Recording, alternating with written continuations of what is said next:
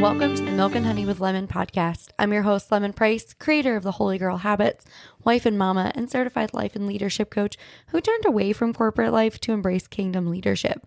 This podcast is for Christian women feeling the weight of their divine callings, grappling with doubts of their leadership abilities, and searching tirelessly for biblically grounded guidance who want to step confidently into their roles as radiant kingdom leaders.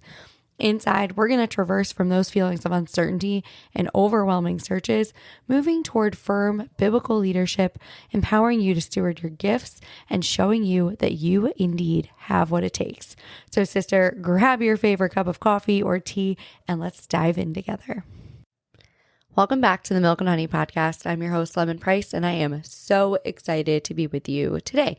I've been having a lot of fun this summer. We've got 2 different summer series going on right now, right? We're focusing on biblical leadership, and then I focused July really on authenticity in your marketing and being vulnerable. And so last week, we really talked about how do you deepen those relationships and inspire authenticity in others. And then I wanted to dive in this week and really talk about how do you overcome fear and embrace vulnerability, right? Because that can be a little bit scary, right? It can be a little scary to share these deep, vulnerable pieces of yourself with the world and to put them out there. I know that I've been there myself, right? There are a lot of things that can scare us when it comes to being vulnerable in our businesses, right? So I want to address some of the common concerns, right? First and foremost, there is always a fear of rejection. Many times that we fear if we show our true selves and express vulnerability, that we're actually going to end up rejected by clients or customers. I know for me, I've been rejected by people I grew up with for showing my true self. I've been rejected by family members for being a Christian. And this fear, right, it stems from this deep worry that our true selves, our authentic selves, the one that God created us to be, is not going to be accepted or appreciated, which then could lead to a loss of business or opportunity. I know many people who have been rejected from opportunities solely because of the church they belong to, right? That theologically maybe somebody else doesn't agree with. And so they've lost out on opportunity, or they've had an experience, right, that people can't believe, people can't imagine. And so they get rejected because of it. And it can be scary and that feels awful. But when we don't show our true selves, when we don't show the person that God's created us to be, we're in agreement with the enemy. And I don't think either one of us want to be in agreement with the enemy about who we are and what we present to the world. Another big one is this fear of judgment, right? We get so worried about being judged by others when we reveal our vulnerabilities. We may fear that our weaknesses or imperfections could be seen as incompetence or unprofessionalism, which could affect your reputation or your credibility. Maybe it's something from your past that you're not particularly proud of. And so you hold on to it and you don't share it. You keep this locked away and hidden, and people never really get to know the real you. They never know the things that you've walked through. I had an experience like this where somebody on my team at Girl Power Alliance, we were at lunch and with a bunch of people who were interested in Girl Power Alliance, with the founder of Girl Power Alliance and everything. She flew to Georgia. And she shared something that was so real and raw and vulnerable, right? She had authority in the way that she shared it, but we created a space where she could share it and there was no judgment. And all it did when she shared this vulnerable piece of her story, all it did is look at me with more awe. It made me look at her leadership differently because I now know where she has walked from to get to where she is.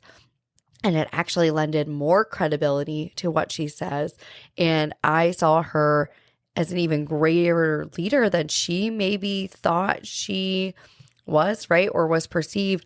But it was because this fear of judgment was gone. Or we have a fear of failure, right? Vulnerability involves taking risks. It means we have to step out of our comfort zone. And that fear of failure can actually prevent you from embracing vulnerability in your business. You may worry that if you're open about your struggles or share unconventional ideas, that there's setbacks or negative consequences for it. Goodness knows I've been there. Goodness knows I have been there. I have shared something, my last corporate job, I shared something really vulnerable. And I said, hey, I shared an unconventional idea with this team, and my office was vandalized because of it. And it no longer became a safe place for me to work. And that felt like a failure at the time. That felt like I was no longer safe to share. And it felt bad.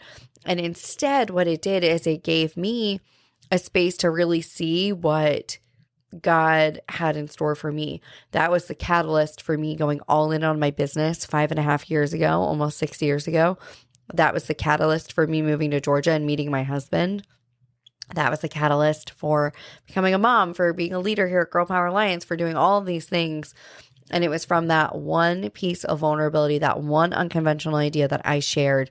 It had this big ripple effect. And what felt like a failure was actually a catalyst for the biggest blessings in my entire life. Another fear that we may have is a fear of losing control. Vulnerability requires surrendering a certain level of control, which can be intimidating for individuals who prefer to maintain a sense of order and certainty in their business. So you may fear that being vulnerable makes you exposed, and then you become vulnerable to unexpected outcomes. And I get that. It can be hard. It can be hard to share these big things, but it's so important that we do. And then there's this fear of being misunderstood. Authenticity and vulnerability involve sharing personal stories, values, and beliefs. And there's this fear that others may misinterpret or misunderstand the intention or message, leading to a miscommunication or conflict, right? Nobody wants to deal with conflict. That doesn't excite anybody at all. In any way, shape, or form do we want to deal with conflict. However, when we share and we clarify and we get comfortable telling our story or our mission or our values or our beliefs, it's really easy to share those things. It's really easy to not worry about if somebody misinterprets it or not. That's not your job. That's not your job. Your job is to just share what God asks you to share.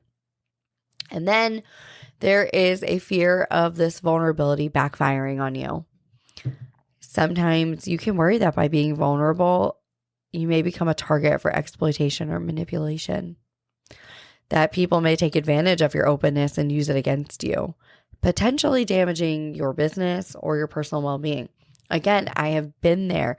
I have walked through this before where we have been in an ongoing, very nasty custody battle for years. And everything that I say and do online, every piece of vulnerability that I share, I've had to defend in a courtroom. I've had to deal with manipulation and people trying to exploit my vulnerabilities and trying to share my story. There's been a lot of misunderstanding and intentional misreading of what I say in order to paint me in a bad light. And I still keep sharing because it's not about the person who misinterprets. It's not about the person who's going to try to exploit or manipulate. I don't share vulnerabilities for them.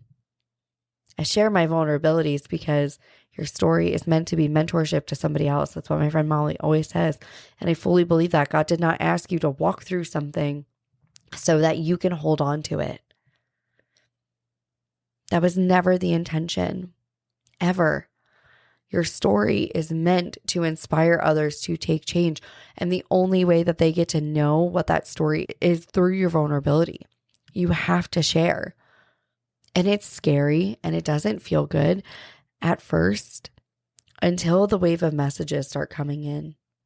Until people say, thank you for sharing this. I'm going to tell you a quick story. When I was in college, the night before classes started, this is like 2008. So I had been talking to this football player that I had met at orientation and we hit it off. And I had this vision from God when I was 10 years old that I was going to meet a man in the South and we were going to go to church together and all of these things, even though I'd never been to church. So I meet this football player. He was beautiful and exactly like the kind of guy I pictured myself with. And he went to church and he said all of the right things and did all of the right things. And then the night before classes started, I was sexually assaulted in my dorm room. And I panicked for a few hours. I didn't know what to do. Here I was in a new state. I didn't know anybody. I'd been here for maybe 4 days at this point in time. My family had already left to go back to New Jersey, and I didn't know what to do. And I had a friend who was a cop at the time in New Jersey, and I called him, and he was like, you have to report it. And so I did. I heard him get arrested over the speaker. I had to do the whole rape kit. I had to sit there in court the next morning during his bond hearing in hospital issued clothing because I hadn't even gone home yet. I had nothing left in my dorm room. I had no bedding. It was all taken. My computer was taken because he had messaged me confessing to the assault and apologizing for the assault immediately after. And that was really hard and it was really scary. And that vulnerability, that sharing of that, because I went to a D1 school, ESPN reenacted my sexual assault on TV over and over again. Football players were sent to my dorm room to harass me after I moved dorms for a safety issue. I was still continuously harassed to the point where I had to have escorts to class. There were police constantly near my dorm room. The football coach went on television and said very awful things about me on ESPN to defend his player. And it was scary and it was hard and I was barely 18 years old. And I shared this very vulnerable thing and people tried to exploit it and they tried to manipulate it and it was scary. But then I have a conversation with the dean of students a few months later and she says to me, there's been X amount of assaults since then. And she's there's probably been more. She's but every single woman who reported her assault did so because you did. Because if you could handle the exploitation and the manipulation and all these things happening on ESPN, if you have to change schedules and you have to have an escort to classes and you have to have police sitting outside of your dorm room because people are trying to take advantage and trying to use your vulnerabilities against you, then surely they could do it too. Surely they could take that step too. Surely they could go and get the help and the resources that they needed too, because I was vulnerable. I got a call several years later from someone who works at the school. And he said, you probably don't know me. I was new to my job then. And I was there in student court when we had to go through a student court process and then a legal process. And I was there. He said, I listened to you tell your story. And you have no idea the impact that it made on me and the way we have changed policy now at our school because you were vulnerable. And so, yes, many people pretended to be my friend just so they could go and sell stories to the newspaper or sell them to his attorney. People were awful. People were absolutely awful. And I'm okay. It's been a very long time, right? It was 2008 and I'm okay. And I can talk about this without getting stressed. But that vulnerability changed campus policy. And it is the reason that so many women reported sexual assaults. That to me is worth it. Your vulnerability is worth it. The fear of people exploiting you and hurting you because you're vulnerable, to me is worth it. It is always worth it because somebody needs to hear your story. And while that may not be your story, it may not be that intense. It doesn't have to be that intense.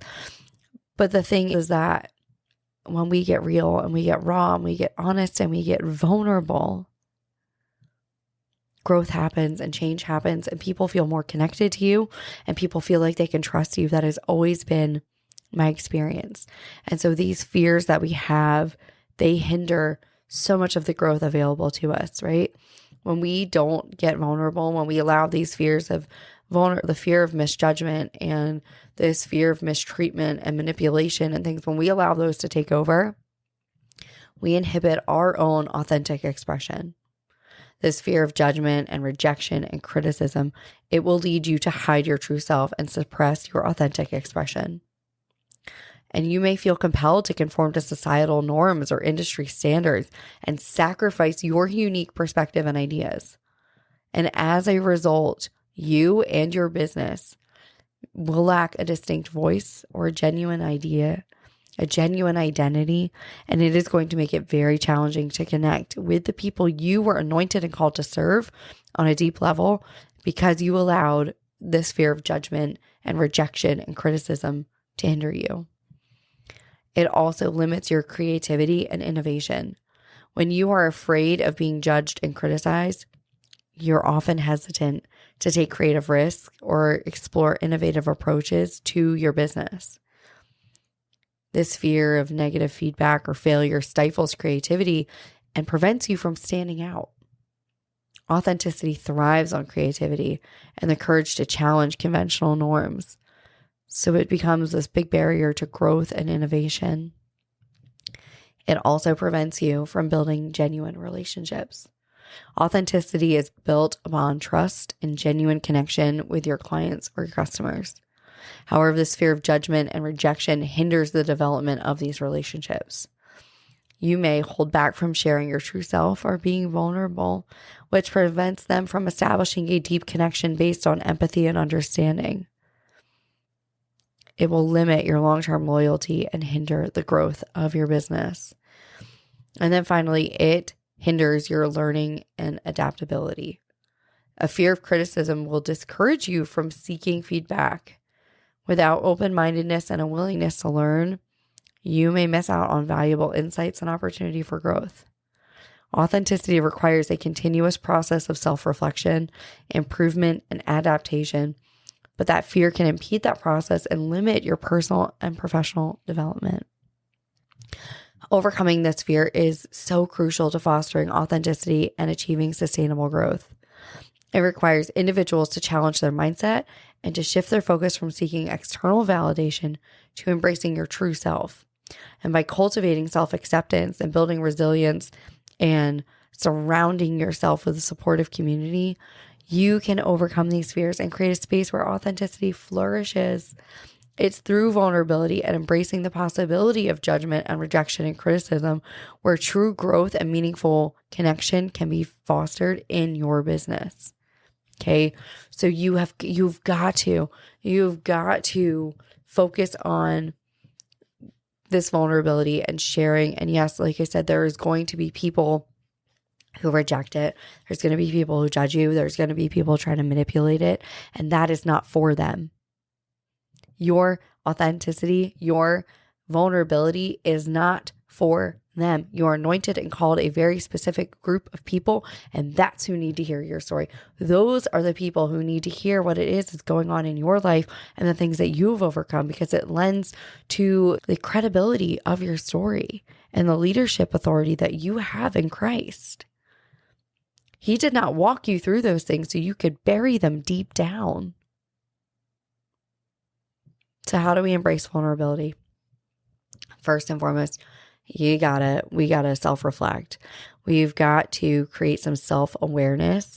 And so I want to share some tools to help you develop more self-awareness in relation to your vulnerability. First, I want you to journal. Set aside some dedicated time for journaling and reflect on your thoughts, your emotions, your experiences related to vulnerability. Write out situations where you felt uncomfortable or hesitant to be vulnerable, and then explore the underlying fear or concerns that arise. I want you to use journaling as a tool to gain insights into your patterns, your triggers, and belief around vulnerability. And then I also want you, when you look at what that underlying fear is or that underlying concern, pair it with scripture. What does God actually say? What does God say about that lie that you believe, that fear that you have, that concern that you have? What does God have to say about it? And write that down. Next, I want you to self-reflect.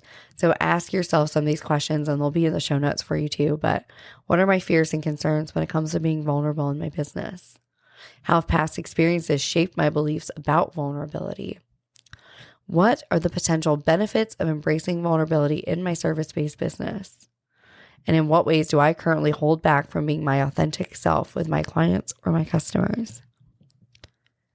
Journal on them. And then I want you to do some mindfulness and meditation. Engage in mindfulness practices and meditation to develop a present moment awareness and observe your thoughts and emotions without judgment, right? Meditate on God's word. I want you to notice any resistance or discomfort related to your vulnerability. Pay attention to the physical sensations and emotions that arise when you contemplate being vulnerable, and observe them with curiosity and acceptance instead of judgment and rejection. Okay? And then seek feedback from others. So reach out to people you trust, like your mentors, your peers, clients, and request honest feedback regarding your authenticity and vulnerability. Ask them how they perceive your level of openness and whether there are areas where you could deepen your authenticity. Their insights are so valuable, and it will help you identify some blind spots. And then I need you to identify your values and your beliefs. Reflect on your core values and beliefs and consider how they align with embracing vulnerability. Clarify what authenticity means to you in the context of your service-based business and how it relates to your values. So then you can understand the connection between vulnerability and your values, and it can strengthen your commitment to embracing it. And then I want you to practice some small acts of vulnerability. Start with some small steps to gradually build your comfort with vulnerability. Share personal stories or insights with a close friend or in a safe community. Experiment with being more transparent in your communication. Right? By practicing vulnerability in manageable ways, you can build confidence and expand your comfort zone over time. I want you to remember that this is an ongoing process. So be patient and compassionate with yourself as you explore vulnerability. It takes time and practice to overcome these fears and to deepen your authenticity. Be consistently engaged in self-reflection and using these very practical exercises so you can enhance your self-awareness and cultivate a greater sense of comfort and openness in embracing vulnerability in your service-based business, okay? I want you to get rid of this fear of imperfection, right? This fear of if I share this thing and it doesn't come out perfectly, that's okay. I want you to just start practicing authenticity in your business. So I want you guys to reflect and then also set specific goals and create an accountability plan for yourself. Tag me, ask me, send me a DM. I'll happily talk to you about this, but figure out what it is that you want to share. How do you want to show up? What is a story that relates to your life and your business that you can share that your audience will relate with? Remember, your audience needs to see themselves. They may not have the same story, but they feel the same things that you feel, and they want to have the same growth that you have. So help them identify themselves in your stories. And it's just going to build more trust and more loyalty in your business. So continue to share, right? I want you to just remember that stepping into vulnerability is not for you. It is for the people you are called to serve. Okay. And so next week, we're going to talk about how do you build genuine relationship with people. We're going to talk about the authenticity and relationship building. So no spammy messages, none of that, real, honest, true relationship building. And I am so excited to go on that journey with you. So I will see you all next week. Bye, friends. Thank you so much for listening to the Milk and Honey with Lemon podcast. I am so grateful you were here. I hope this episode has helped you move from feelings of doubt and uncertainty towards stepping confidently into your God-given leadership role, fully equipped with biblical wisdom. If you enjoyed this episode, please take a second to rate and review. Each review helps us to reach and inspire more Christian women leaders just like you. Don't forget to share your takeaways, post it on Instagram, tag me anywhere you're on social media, and I'll see you next week.